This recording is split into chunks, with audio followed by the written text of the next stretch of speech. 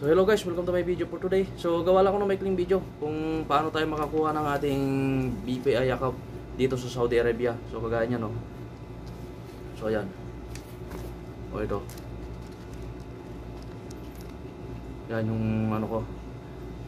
So kahapon kinuha ko lang to sa Villaggio Mall sa Bata kahapon. Doon yun sa Injas, loob ng Injas mismo. Yung pinagkuhanan ko ng ano, BPI account. Pero ito may pinilapan akong form doon. So doon nakalagay doon yung personal information mo, yung address mo sa Pilipinas, pangalan ng nanay, tatay mo, ng nanay mo, ng dalaga.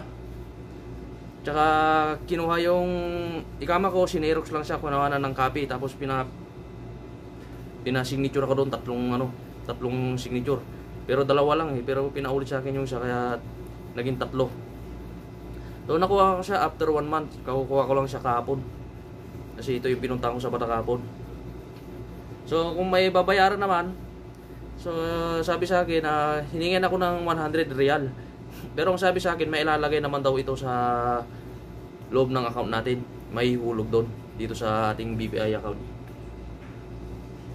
So ganun lang. Ganun lang kasimple ang kumuha ng BPI account dito. Sabi ko sa iyo, may pipilapan ka lang na form, tapos kukunin yung ikama mo, isi-xerox lang nila, tapos pipirmahan mo yon, tapos magantay ka ng isang buwan, kasi sa akin isang buwan talaga, sakto isang buwan eh.